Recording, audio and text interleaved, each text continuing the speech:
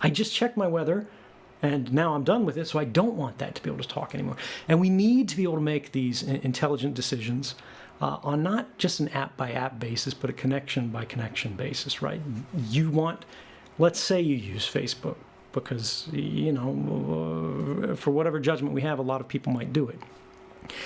You want it to be able to connect to Facebook's content servers. You want to be able to message a friend. You want to be able to download a photograph or whatever, but you don't want it to be able to talk to an ad server. You don't want it to talk to an analytics server that's monitoring your behavior, right? You don't want it to talk to all these third-party things, because Facebook crams their garbage into almost every app that you download, and you don't even know it's happening because you can't see it, right? And this is the problem with the data collection use today, is there is an industry that is built on keeping this invisible. And what we need to do is we need to make the activities of our devices, whether it's a phone, whether it's a computer, whatever, more visible and understandable to the average person, and then give them control over it. So, like, if you could see your phone right now, and at the very center of it is a little green icon that's your, handset, or it's a picture of your face, whatever, and then you see all these little spokes coming off of it. That's every app that your phone is talking to right now, or every app that is active on your phone right now, and all of the hosts that it's connecting to. And you can see right now, once every 3 seconds, your phone is checking into Facebook, and you could just poke that app, and then boom, it's not talking to Facebook anymore. Facebook's not allowed. Facebook's speaking privileges have been revoked, right? You would do that. We would all do that. If there was a button on your phone that said, do what I want, but not spy on me, you would press that button, right? That button does not exist right now. And both Google and Apple, unfortunately, Apple's a lot better at this than Google, but neither of them allow that button to exist. In fact, they actively interfere with it because they say it's a security risk. And from a particular perspective, they actually aren't wrong there. But it's not enough to go, we have to lock that capability off from people because we don't trust they would make the right decisions. We think it's too complicated for people to do this. We think there's too many connections being made. Well, that is actually a confession of the problem right there. If you think people can't understand it, if you think there are too many communications happening, if you think there's too much complexity in there, it needs to be simplified. Just like the president can't control everything like that, if you have to be the president of the phone, and the phone is as complex as the United States government, we have a problem, guys. This should be a much more simple process.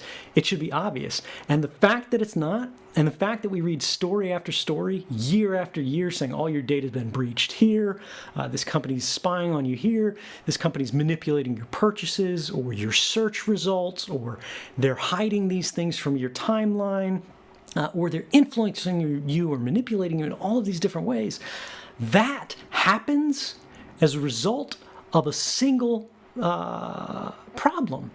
And that problem is an inequality of available information. They can see everything about you, they can see everything about what your device is doing, and they can do whatever they want with your device.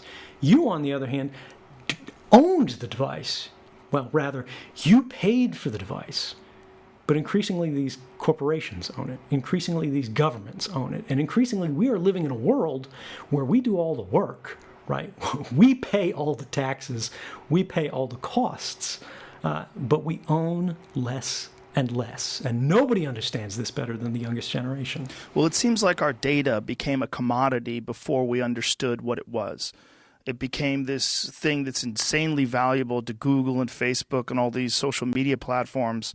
Before we understood what we were giving up, they were making billions of dollars. And then once that money is being earned and once everyone's accustomed to the situation, it's very difficult to pull the reins back. It's very difficult to turn that horse around. Precisely, because the money then becomes power. Right. The information then becomes influence. That also seems to be the same sort of situation that would happen with these mass surveillance states. Once they have the access, it's going to be incredibly difficult for them to relinquish that. Right. Yeah. No, you're exactly correct. And this is the subject of the book. I mean, this is the permanent record, and this is where it came from. This is how it came to exist. The story of our lifetimes is how intentionally, by design, a number of institutions, both governmental and corporate, realized it was in their mutual interest to conceal their data collection activities, to increase the breadth and depth of their sensor networks that were sort of spread out through society. Remember, back in the day, intelligence collection in the United States, even in SIGINT, used to mean sending an FBI agent, right, to put alligator clips on an embassy building, or sending in somebody disguised as a workman, and they put a bug in a building. Or they built a satellite listening site, right? We call these FORNSAT, or foreign satellite collection. Where out in the desert somewhere, they built a big parabolic collector, and it's just listening to satellite emissions, right? But these satellite emissions, these satellite links, were owned by militaries. They were exclusive to governments, right? It wasn't affecting everybody broadly. All surveillance was targeted because it had to be. What changed with technology is that surveillance could now become indiscriminate. It could become dragnet. It could become bulk collection, which should become one of the dirtiest phrases in the language if we have any kind of decency. But we were intentionally, this was intentionally concealed from us, right? The government did it. They used classification. Companies did it. They intentionally didn't talk about it. They denied these things were going. They said, you agreed to this, and you didn't agree to nothing like this. I'm sorry, right? They go, we put that terms of service page up, and you clicked that. You clicked a button that said, I agree, because you were trying to open an account so you could talk to your friends. You were trying to get driving directions. You were trying to get an email account. You weren't trying to agree to some 600-page legal form that even if you read, you wouldn't understand. And it doesn't matter even if you did understand, because one of the very first paragraphs in it said, this agreement can be changed at any time unilaterally without your consent by the company, right? They have built a legal paradigm that presumes records collected about us do not belong to us. This is sort of one of the core principles on which mass surveillance from the government's perspective in the United States is legal. And you have to understand that all the stuff we talk about today, the government says everything they do is legal, right? And they go, so it's fine. Our perspective as a public should be, well, that's actually the problem, because this isn't okay. The scandal isn't how they're breaking the law. The scandal is that they don't have to break the law. And the way they say they're not breaking the law is something called the third-party doctrine. Third-party doctrine is a legal principle derived from a case in, I believe, the 1970s called Smith versus Maryland. And Smith was this knucklehead who was harassing this lady, making phone calls to her house. And when she would pick up, he'd just, I don't know, sit there heavy breathing, whatever, like a classic creeper. And, you know, it was terrifying, this poor lady. So she calls the cops. And says, one day I got one of these phone calls, and then I see this car creeping past my house on the street, and she got a license plate number. So she goes to the cops, and she goes, is this the guy? And the cops, again, they're trying to do a good thing here. They look up his license plate number, and they find out where this guy is, and then they go, well, what phone number is registered to that house? And they go to the phone company, and they say, can you give us this record? And the phone company says, yeah, sure. And it's the guy. The cops got their man, right? So they go arrest this guy, and then in court, his lawyer brings all this stuff up, and they go,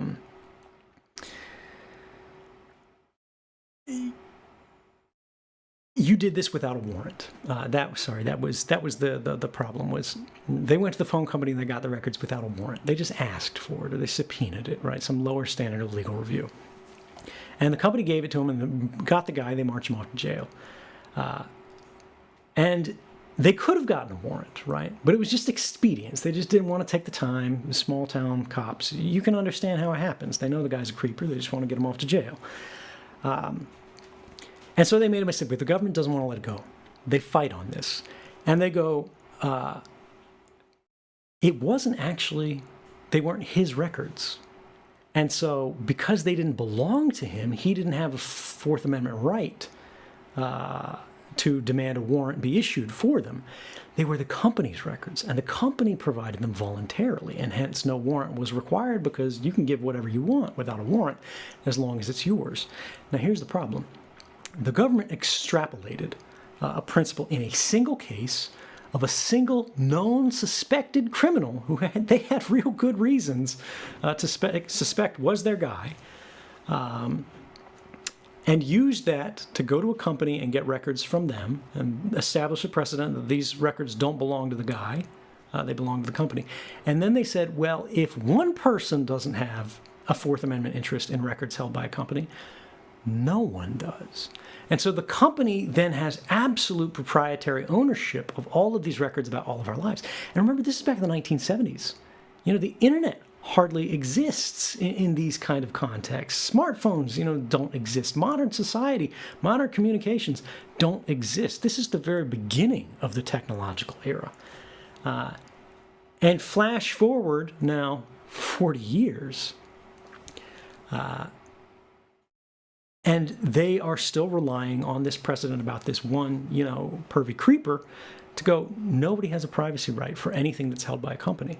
And so long as they do that, companies are going to be extraordinarily powerful, and they're going to be extraordinarily abusive. And this is something that people don't get. They go, oh, well, it's data collection, right? They're exploiting data. This is data about human lives. It is data about people. These records are about you. It's not data that's being exploited.